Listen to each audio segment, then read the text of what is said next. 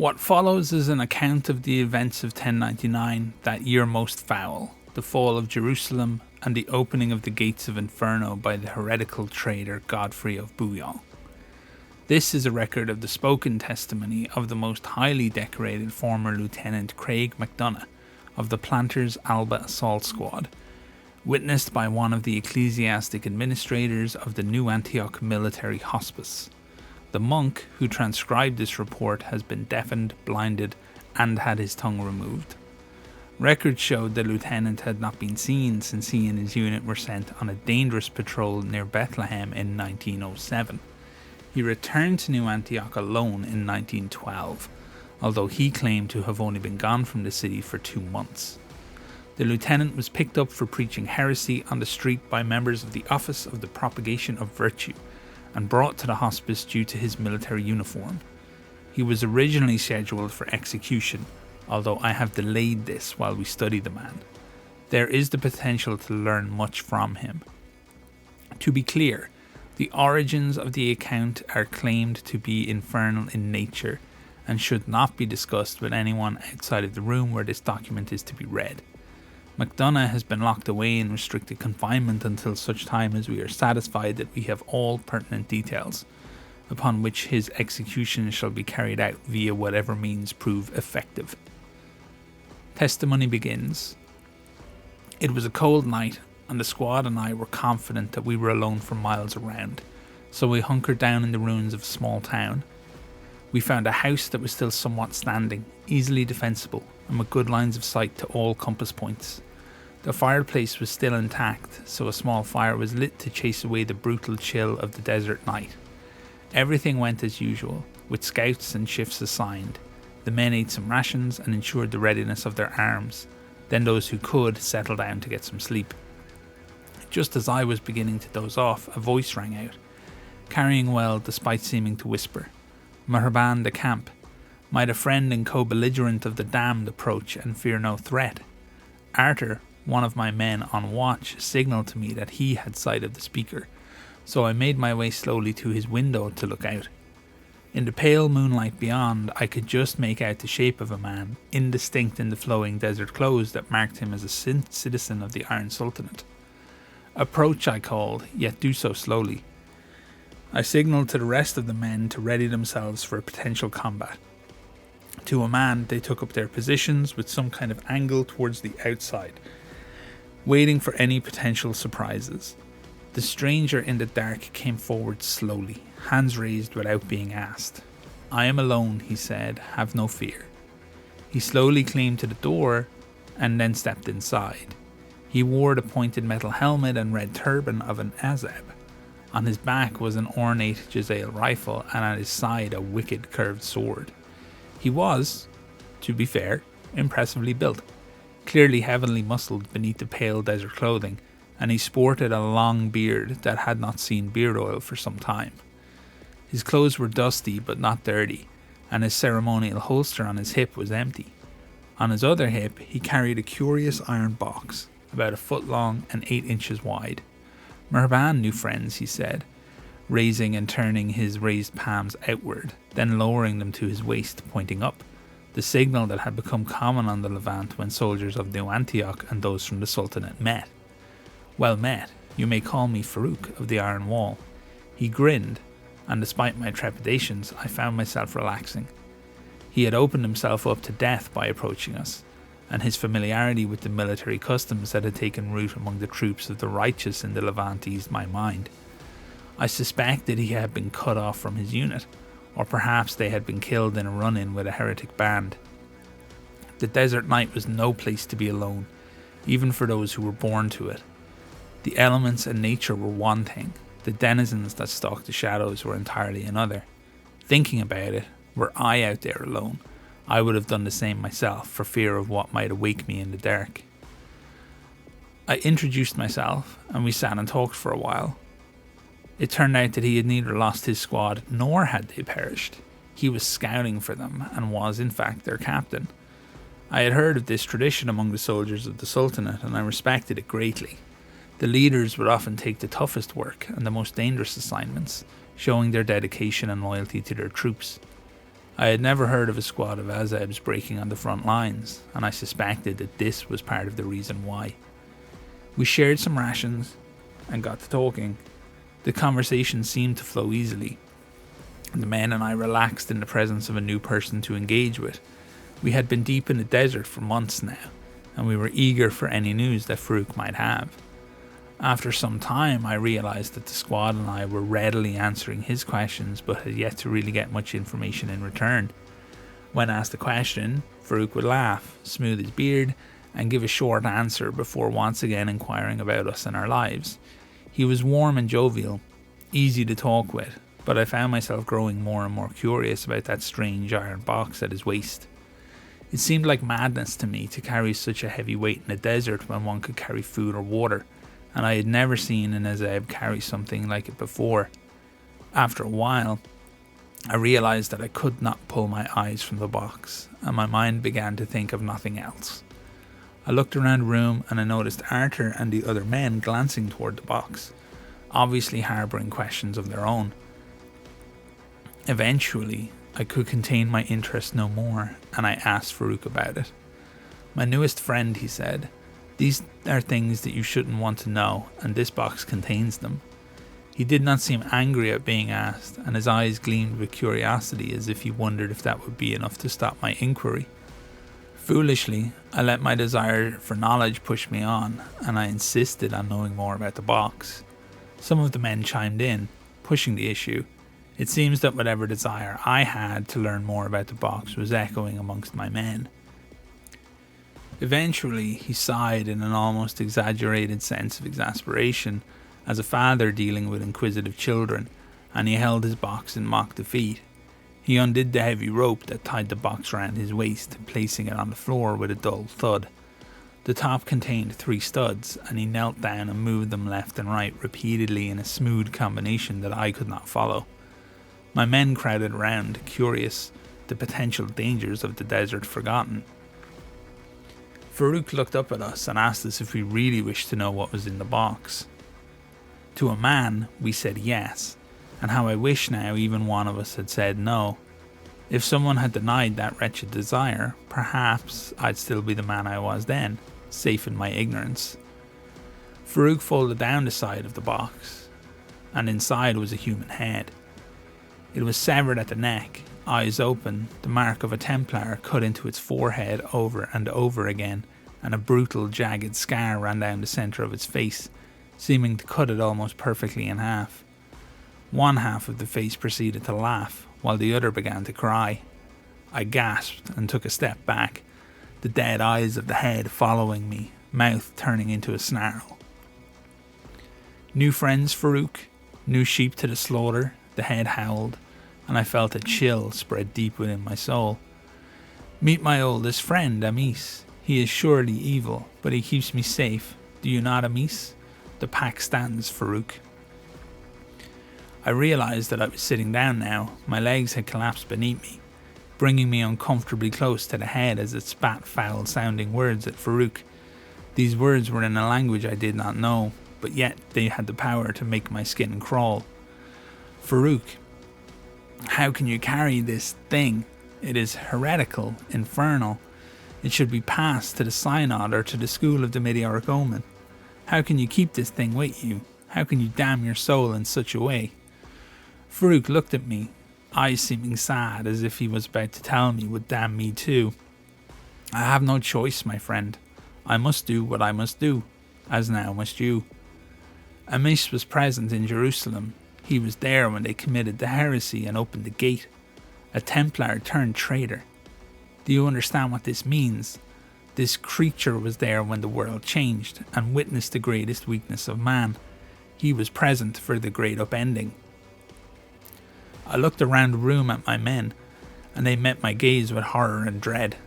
I wanted to command them to cut down Farouk, to smash the infernal head to pieces, to fall to our knees to beg forgiveness of God, or should he fail to find us worthy for his most benign damnation. I could do nothing but sit and listen as the unholy truth threatened to choke me with its weight. I looked at Amis, the still living severed head, twisted and distorted with 2 faces, and I felt the heat of damnable flames behind its eyes. Yes, he said, I was there at Jerusalem. I followed Godfrey of Bouillon over the wall. After years of watching our army wither away to almost nothing, we found the weakness in the walls of God's city, and we attacked at night. Driven on by the weak who had died and the cowards who had returned to Europe, those of us who stayed found victory waiting on those walls, and then we found even more. We rolled through the streets of Jerusalem like an avenging angel, slaughtering Jew and Muslim alike. Thousands of them fell to our blades, and we delighted in it. The Lord's rule had once again returned to Jerusalem. We made our way to the side of the first temple. I walked the blood-slick streets with Godfrey, and I saw the mad look in his eyes. We were drawn to that place like moths to a flame. I could not even tell you how we found ourselves heading downward through corridors and stairways and caves, until eventually we came to a large chamber that crawled with shadow and seemed to kill every sound that occurred within. In the centre of the chamber was a stone plinth, blackened by time, and upon that plinth rested the most incredible object I had ever seen. Now, Amiss's voice grew quiet and tentative.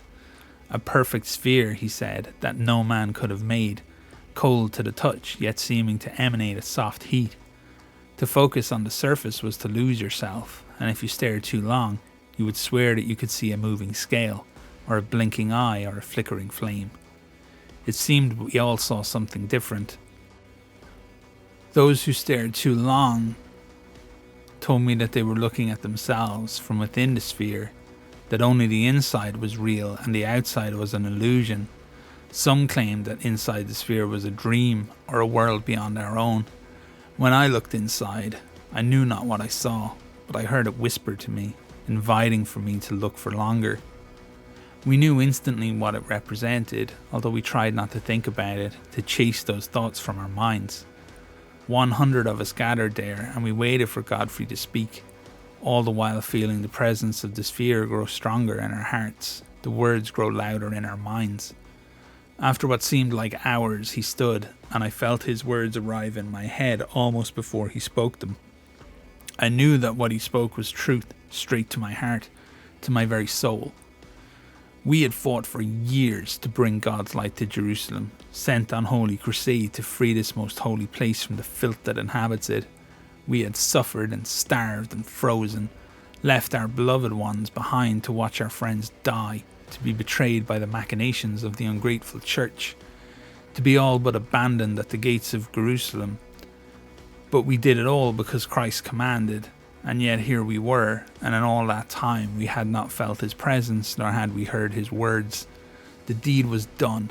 We had debased ourselves as animals to ensure that the holy city would fall under his domain, and still he would not appear to us, would not let us know that we had secured our places amongst his chosen. We had done the impossible, Godfrey said. Us, not the Almighty. Us. And what was waiting for us when we got here, our reward, power. A new crusade for a master who would love us and venerate us and hold us close. And what must we do to ensure this power? Everything that we had already done, every step that we had already taken, every sword we had already swung, just a little more of it. We would turn sinner into sacrifice and reap the rewards that awaited us.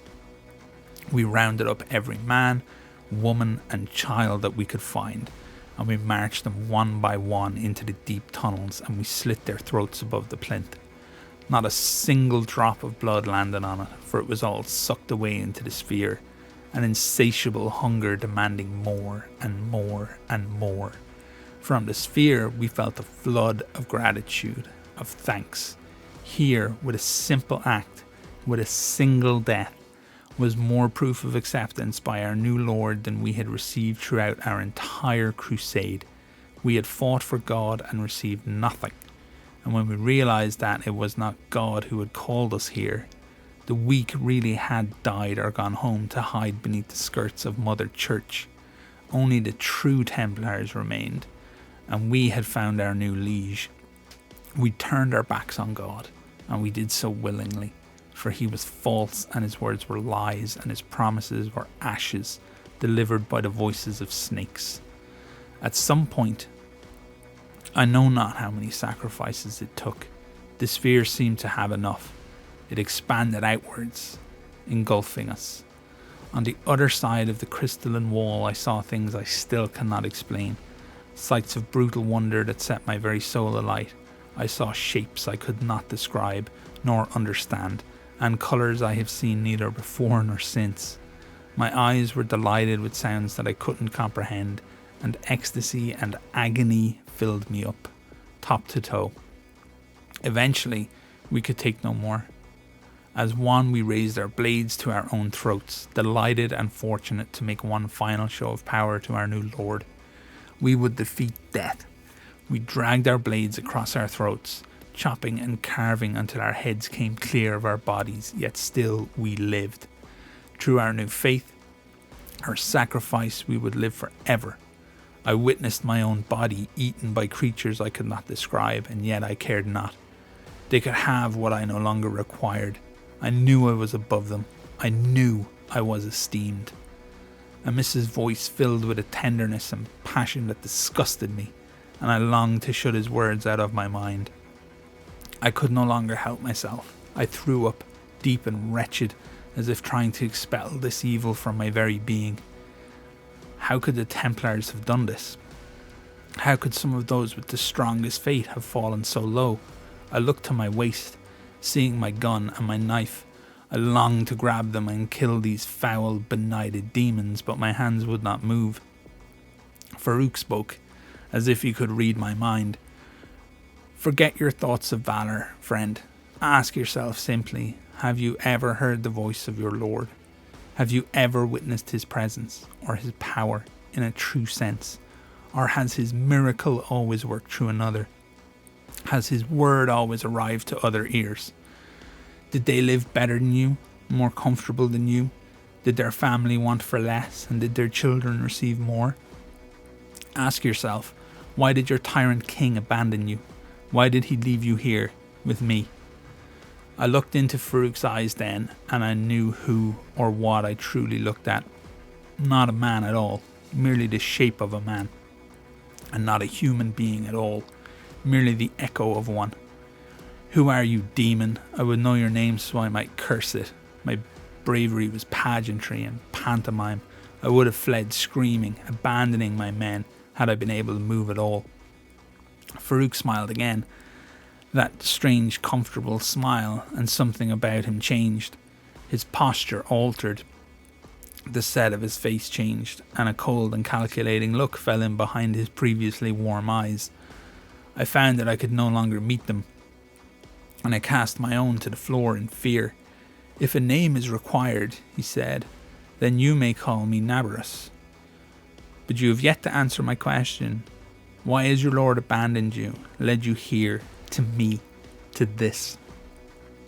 I thought back to all my years in this damnable war. So many injuries, so many lost comrades, all that death, all that suffering, to bring me to this place, to an enemy I couldn't fight and a battle I couldn't win. Farouk was like you once, proud and petulant. Nibirius knelt in front of me, gently lifting my head by the chin to meet him eye to eye. He is my creature now, because he knew his truth, that he did not want to die, and Amis is also my creature. Together they find me those who might be worthy of a place in my legions, or those who deserve more than they get. I do not need to see into your soul to see your pride, to see all that you have given up for a lord that will not save you. Could he not strike me down in this moment to save you? Could he not drive me from this vessel to save Farouk? Yet he does not, and he has not for hundreds of years. Do not think that he has any love for you, for that is not what he offers. All my own quiet moments of doubt flooded me. Time in the trenches or running across the open desert, driving my blade into some heretic's face or ducking the chitinous arm of a monstrous creature. Moments where death had nearly claimed me, and the only thing that kept me alive was my wits and my skill. I had done so much and given so much For what? For torture and terror and the damnable truth. I was alone. I felt my thoughts twisting in my head, and Nibirius reached out and touched me on the forehead. His touch burned, seeming to pass through my skin, deep into my organs, deep inside my soul. And I knew the truth for what it was. God did not love me. I was not one of his chosen. Despite all my deeds and all that I had fought for, he had never thought to touch my life, to grant me even the briefest moment of his attention. What had I ever done to slight him? What sacrifice had been too little? What sin had been too much? The ever-knowing, the omnipotent, the absent. I started to weep then, this terrible truth crushing the air from my lungs, threatening to destroy me utterly. There is one who could love you, as flawed and as human as you are. A Mrs. Silky, sibilant voice filled the room. My men looked at me, and they had all been witnesses to my fall. They stared at me with horror on their faces, and I knew that this love was not meant for them. A love that embraces all is a love that embraces nobody. This was just for me, and me alone. Freed of false faith in a God who had forsaken me, I took my knife from its sheath, and I plunged it into the body of the nearest man. I could not tell you which of them died first, but I remember that Arthur died last.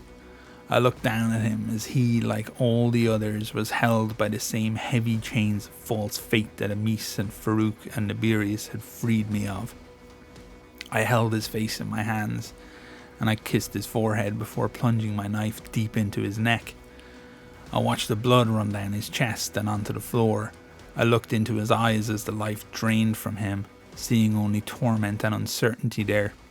Betrayal because he could not understand my evolution. I realized the room was empty. Just me and the bodies of my fallen squad who lay where I had slain them. None of them had moved. None of them had been able to realize what I grasped or had been able to embrace what I had. Nibirius and Amis were gone. But that mattered not. Where they were of no consequence. It only mattered that they had been here for a brief time to free me from my burdens. I realized then that this gift should be given to others, and rather than slink into the shadows as so many others had done, I opted instead to come here, to New Antioch, to preach, to lift the veil from the eyes of the foolish who believe, to save as many as I can from your tyrant God. I do not fear you, nor do I fear him. You would call me damned, and will kill me, knowing that my soul will go to hell. I would call that salvation. For I know that what awaits me there is power and prestige, and all the things that you would deny me in this life. If my message is not to be heard, if the truth that I know is not to be spread, then I will go happily from this life, knowing that, at the very end, the veil was lifted from my eyes, and I saw your tyrant God for a liar, and you all as charlatans. The testimony ends. The subject is willing to engage us in any questions we have, but he has no knowledge of hell other than its agents that he himself has witnessed. He knows no plans and can offer no intelligence on military strategy. Curiously, he neither eats nor drinks. At first we left him food, but he never partook. We stopped nearly a year ago, and he has never needed any, nor asked for any since. We have cut the tendons of his arms and legs to ensure that he cannot escape. We expect that there is much experimentation that can be done on this former man, under the right circumstances. Every instinct I have screams that we should execute him if we can find a way, and failing that, we should wall him up in the dungeons of the hospice. I await your word and counsel from the Holy See, and until then I have instructed nobody to enter his cell upon pain of death.